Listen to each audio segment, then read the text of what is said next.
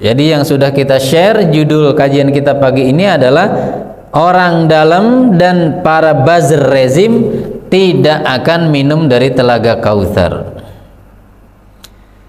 Hadis tentang orang dalam ini adalah hadis yang bersumber dari Abdullah ibn Zaid dan juga bersumber dari Usaid ibnu Hudair. Bahwasannya Nabi Muhammad SAW pernah didatangi oleh seorang laki-laki dari kalangan Ansar. Laki-laki tersebut berkata, "Ya Rasulullah, ala tasta'milni kama sta'malta fulanan?" Wahai Rasulullah, tidakkah engkau mempekerjakan aku sebagaimana engkau telah mempekerjakan si fulan? Ada semacam rasa iri mungkin ya, manusiawi, dan sahabat juga tidak maksum. Lalu Nabi mengingatkan, "Satalqauna ba'di atharatan fasbiru hatta talqauni 'alal haudi." Diriwayatkan oleh Al-Imam Al-Bukhari 3792 nomornya. Engkau wahai saudaraku akan menjumpai nanti sepeninggal aku satu masa di mana di masa itu banyak atharatan. Apa itu atharatan? Nanti kita jelaskan. Maka bersabarlah jika engkau menjumpai mereka, sampai atau sehingga dengan kesabaranmu dalam menghadapi mereka membuatmu minum di telaga Kautsar. Apa itu atharatan?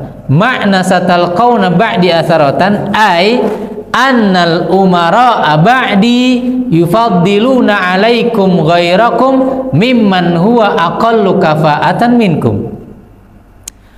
Kalian akan benar-benar menjumpai para penguasa, para pemegang wewenang dan kekuasaan, para pemimpin dan atasan. Jadi umum, tidak hanya presiden, pejabat, gubernur, RT, RW, yang lebih mengutamakan orang lain di atas kalian. Padahal orang-orang tersebut tidak layak.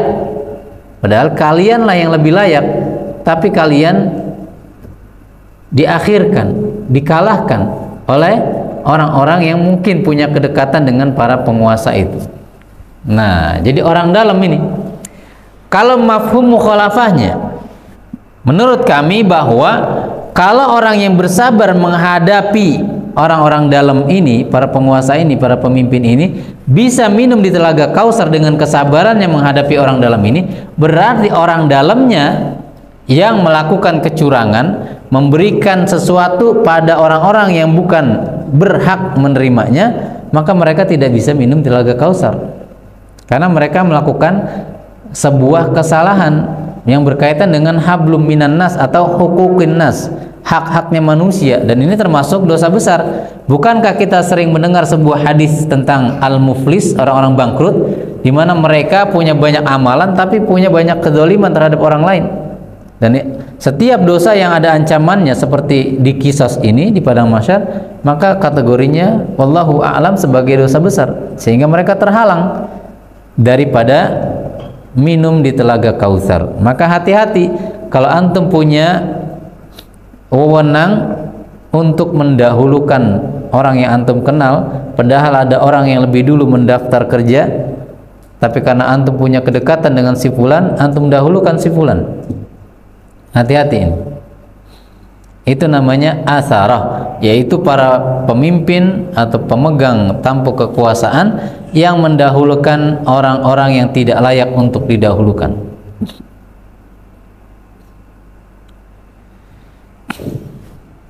Kemudian sekarang kita bicara tentang buzzer. Siapa itu buzzer? Orang yang menjadi corong penguasa, yang menyuarakan apa yang diinginkan oleh penguasa. Hadisnya bersumber dari Abdullah ibnu Umar dan juga Ka'ab ibn Ujrah. Diriwayatkan oleh Al-Imam At-Tirmidzi dan Al-Imam Al-Bazzar 5950, serta di dalam kitab Syarhu Mushkilil Athar 1346, dan dinyatakan sanadnya sahih. Sayakunu ba'di umara'u, akan ada para pemimpin sepeninggal aku, faman dakhala alaihim fasaddaqahum bikadzibihim wa a'anahum ala dzulmihim falaysa minni wa lastu minhu wa laysa biwaridin alayyal haudha. Akan ada para penguasa, pemimpin, pemegang wewenang, barang siapa yang mendekati mereka, mendatangi mereka, lalu membenarkan apa yang diucapkan oleh para penguasa tersebut, menjadi corong mereka, menjadi influencer yang menyuarakan keinginan daripada penguasa dan membantu mereka dalam kedoliman mereka, maka orang tersebut laisa minni walastu minhu. Orang tersebut bukan bagian dari umatku dan aku bukan bagian dari dirinya. Ini menunjukkan peringatan keras, dosa besar. Walaysa biwaridin alayyal haudha. Nah, ini poin kita.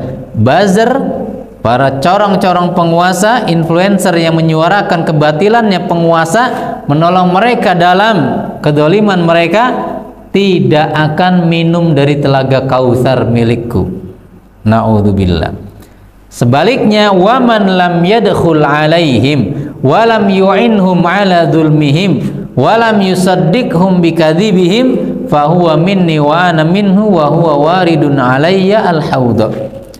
Tetapi barang siapa tidak mau masuk ke istana-istana mereka, diundang nggak mau datang, tidak mau dekat-dekat dengan mereka, dengan para penguasa, dan tidak membantu mereka dalam kedoliman mereka, tidak membenarkan kedustaan mereka, maka dialah umatku yang berada di atas jalan sunnahku dan akan minum dari telaga Kautsar milikku. Masya Allah, ya.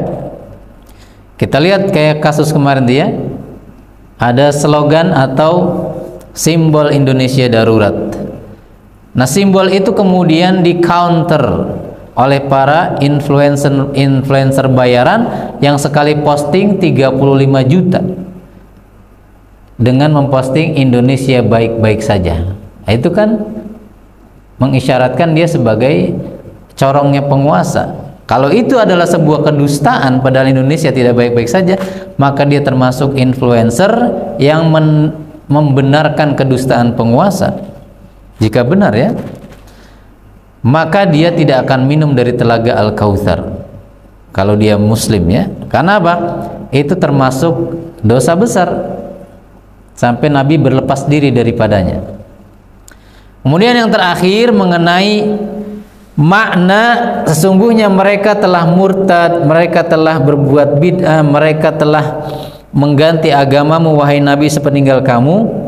Itu ada beberapa penafsiran. Pertama, orang yang diusir dari telaga Kautsar karena telah murtad, maknanya yang pertama adalah mereka adalah orang-orang yang murtad di zaman Abu Bakar, yang menolak membayar zakat lalu diperangi oleh Abu Bakar.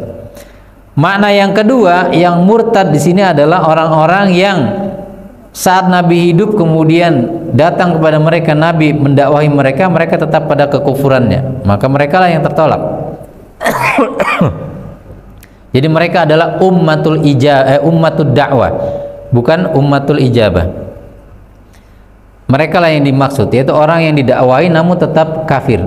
Mereka akan tertolak dari telaga Kautsar.